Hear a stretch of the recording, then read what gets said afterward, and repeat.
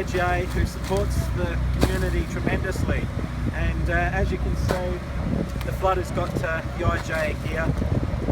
But all I can say is I'm so sorry. The community stands by with you, for all the work that you do.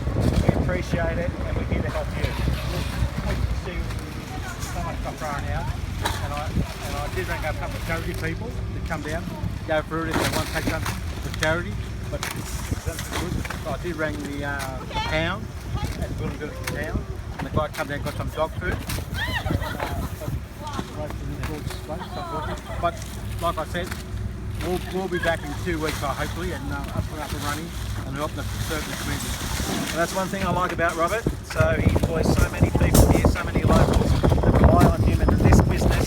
So, ladies and gentlemen, when this story opens, come back and support our local shops. Thank you.